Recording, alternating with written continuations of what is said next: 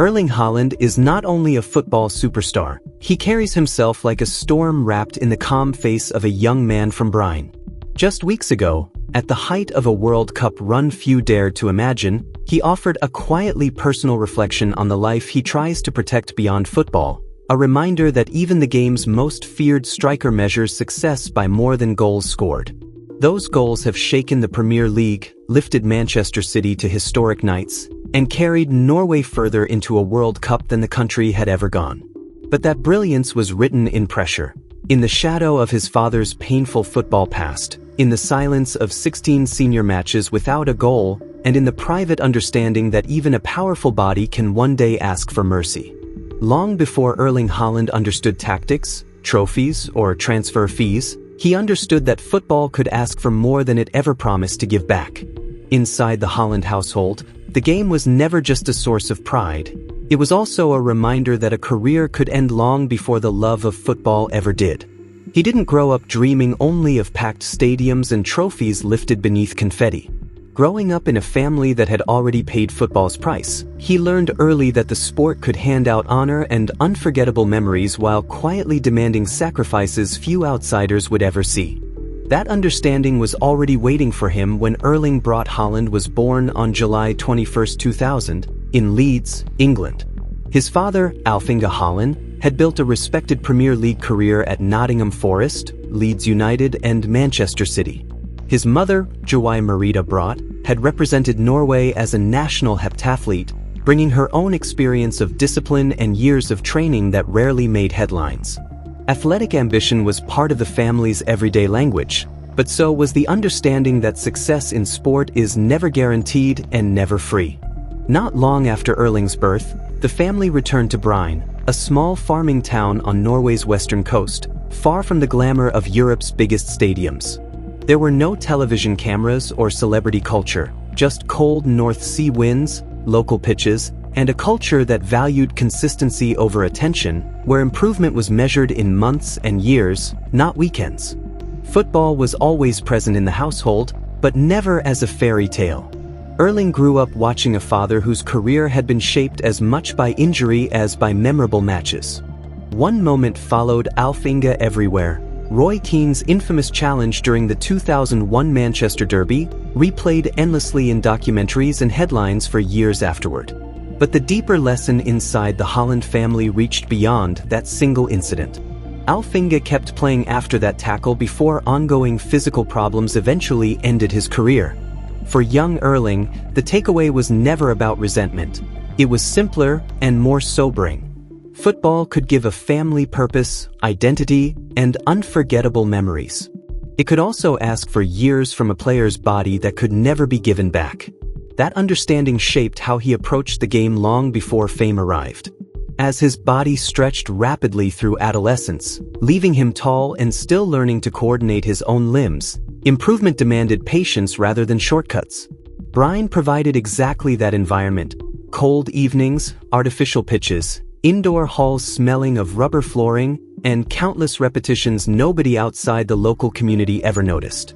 Years later, Haaland summed up that mindset simply: doing the small things every day over a long period is what actually pays off. That philosophy didn't begin after fame, it began in Brine, one training session at a time. The move from academy football into the adult game happened not under bright lights, but on cold synthetic pitches in Norway's second division, where the wind cut through the air and every challenge reminded him that potential meant little once the whistle blew. In May 2016, 15-year-old Erling Haaland made his debut for Brine FK's first team, stepping into a world with no reason to be gentle with him. Across from him stood grown men who knew how to use strength, timing, and experience to make a young forward feel unwelcome. His frame was still tall and unfinished, and center-backs sensed it, leaning into him, closing space, testing whether he could be pushed out of matches. Haaland didn't retreat. He learned in real time how to plant his feet before contact, how to use his long arms to create pockets of space, how to time his runs instead of relying only on speed. That first senior season delivered a harsher lesson than any academy drill. He played 16 matches for Brine without scoring a single goal. For a young striker used to finding the net easily, that drought could have shaken his confidence. Instead, it taught him something no highlight reel can. Before a striker earns the right to dominate the box, he has to learn how lonely it can feel standing inside it. Those 16 scoreless games stripped away any illusion that he was born inevitable.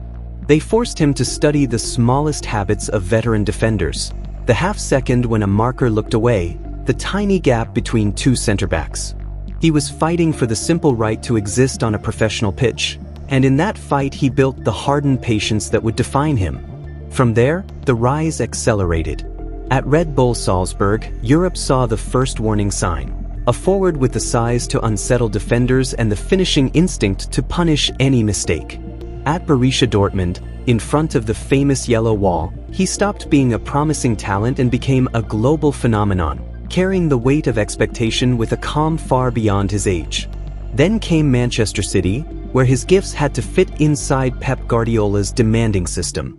He adapted quickly, shattered the Premier League's single-season scoring record, and helped City win a historic treble, becoming a player every defense had to prepare for differently.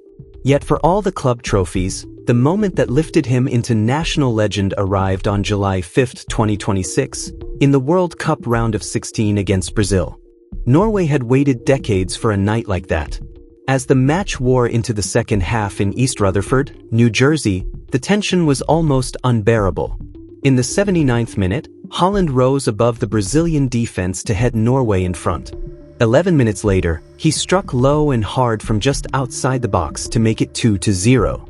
Neymar's stoppage time penalty was too little, too late. Norway held on to win 2-1, sending five-time champions Brazil out of the tournament and Norway into their first ever World Cup quarterfinal. Haaland had not simply scored twice. He had carried an entire nation's dream forward, giving Norwegians a memory that would outlive the tournament itself.